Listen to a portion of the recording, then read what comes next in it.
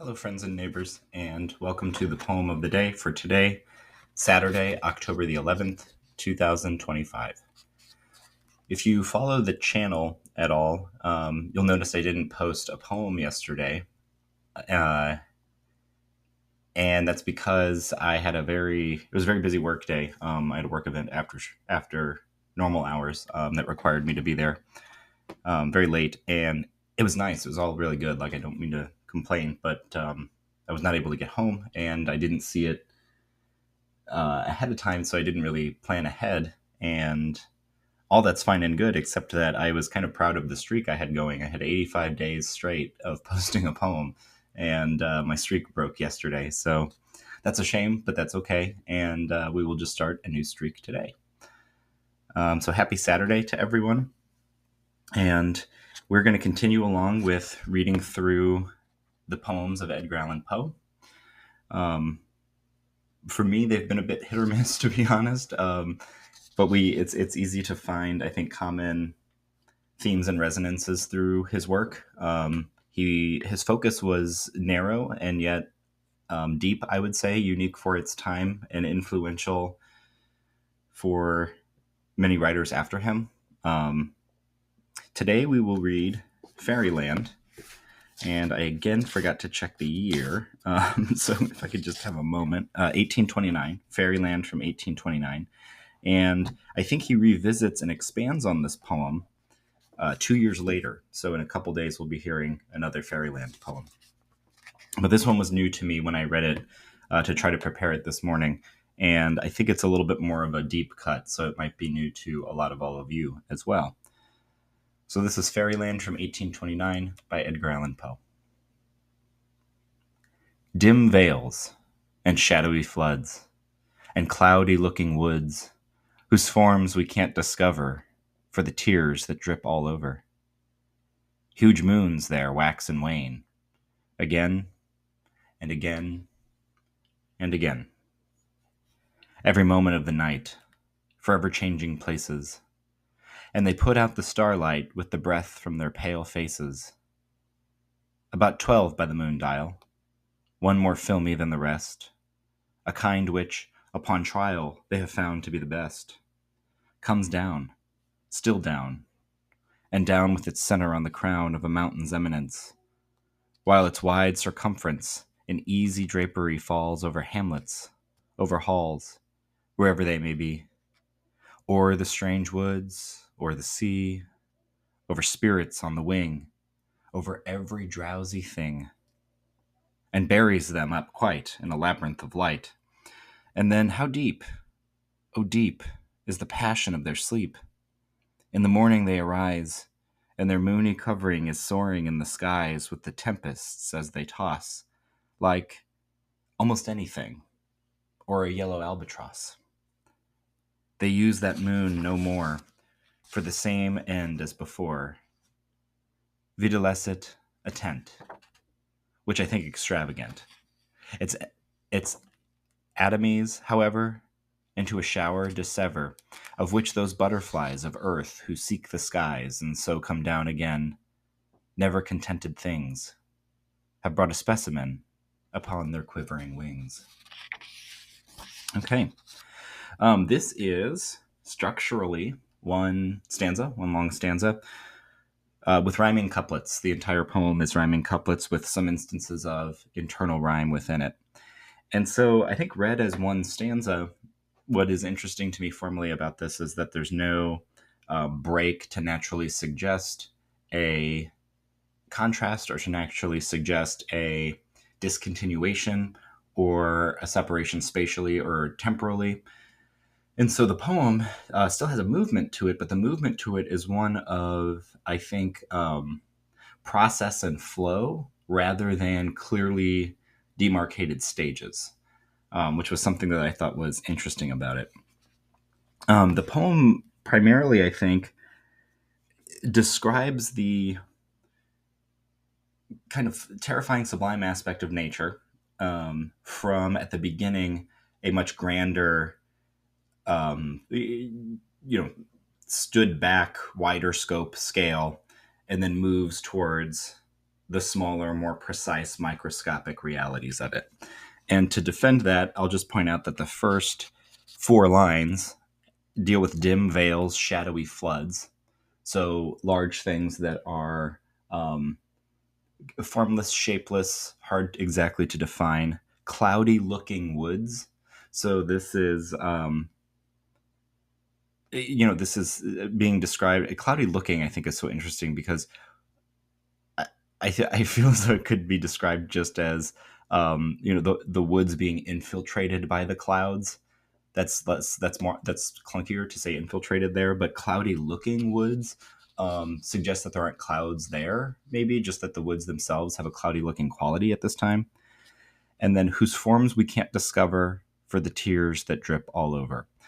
So I think the tears here are raindrops, kind of a light spitting rain, but also a feeling of an atmosphere of sadness that's pervading through the entire kind of nature scene that the speaker's laying out here.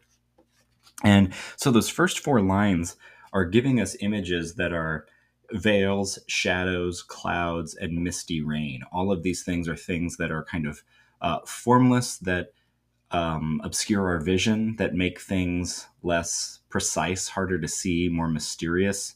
We can think back to previous poems of Poe's that we've read that talked about the mist sitting upon the hills, and that's where it begins. And then by the end of the poem, we're at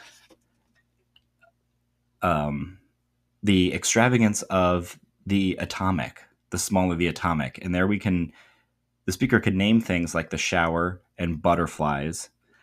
They can locate us precisely on Earth, seeking these skies.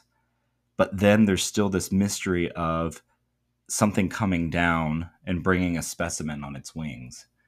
So by the end of the poem, we have, I think, a clearer, more precise vision that comes from the rationality of scientific observation. That is something that Poe was working on and pushing back against a little bit in the poem that we did a couple days ago, the Sonnet to Science. By the end, talking about things as being atomic and seeing them on the smallness and the particularity of that scale is something that I think is echoing these concerns that he's having about science at the time. But what I think is interesting about Fairyland is, in Sonnet to Science, Poe or the speaker talked about the way in which science is kind of cleaving the mystery of nature away, right? Is cleaving out the naiads, is cleaving out the heart of the poet. And in here, it seems as though he's trying to approach from a different perspective to say that science is actually clarifying certain elements of reality, but that's also not kind of the end of the story or the end of the situation, because we have this image at the end of butterflies or some other creature descending from the skies. It says never contented things, right? So these things that are never satisfied, just kind of being elements of nature, but are always changing it. Never contented things have brought a specimen upon their quivering wings. The specimen is non-specific, non-named or identified, and even the quivering of the wings, as opposed to fluttering. Fluttering to me seems to be more deliberate in control, meant for flying or staying still. Quivering has a connotation of fear in it. And so by the end of this poem, there seems to be some tension, uncertainty, or anxiety about the new and the unidentified, the mysterious that can exist within nature that science has not yet been able to identify, which is to say, as Hamlet says to Horatio, there are more things in heaven and on earth, Horatio, than are dreamt of in your philosophy. And I think that similar sentiment is expressed at the end of this poem, that there's more things descending from heaven to earth than are seen through your microscope, for example. There's an interesting allusion about the yellow albatross in here, which, if you've been following the channel, is an allusion to Coleridge's The Rime of the Ancient Mariner and the role that the albatross played in there of being the mariner kills the albatross with a crossbow and then immediately these bad things happen to the people on the ship. They're lost, they're stuck in the ice, they're going through famine, they're thirsting, and they turn immediately on the mariner and blame him for killing this bird that could have been a kind of emancipatory spirit for them. And so they hang the bird around his neck as a way to say, to like remind him and also the other spirits around that, hey, it was this guy who killed the albatross and upset the balance of nature. And so that phrase has had a legacy within English of, you know, an albatross around your neck is something that's kind of bringing you down or dooming you. And so we have that here. In the morning they arise, and their moony covering is soaring in the skies, with the tempests as they toss, like almost anything, or a yellow albatross. They use that moon no more, for the same end as before. And the albatross here is yellow as opposed to white, which I think is giving it a sense of being in between, like the moon is. Moons are often described as, you know, white or yellow, and that it's something that is active and glowing. It's not pure in the way that the white albatross in the Rime of the Ancient Mariner represented, but here it's kind of the spirit of the night, perhaps. And I had one more thing. Oh, I had to look this up. The line right after "videlicet attent." That's just the Latin for like which is to say. So for the same end as before, "videlicet attent," which I think is extravagant, which is to say attent, which I think is extravagant. Just some Latin I had to brush up on that I thought I would share there. Yeah, so this poem ends up being kind of an ode to the fairyland, which is something that descends in the twilight hour, and the speaker seems to be enchanted by and celebrating, but still a little bit apprehensive or a little bit nervous about those things which are unknown and unnamed that happen within kind of the twilight hour, that are not seen by most of us and evade the identification of science, but are real nonetheless, and bring something with them that is even causes nature to quiver. And it's spooky in that sense. So thank you for joining us. We will continue with Poe again tomorrow.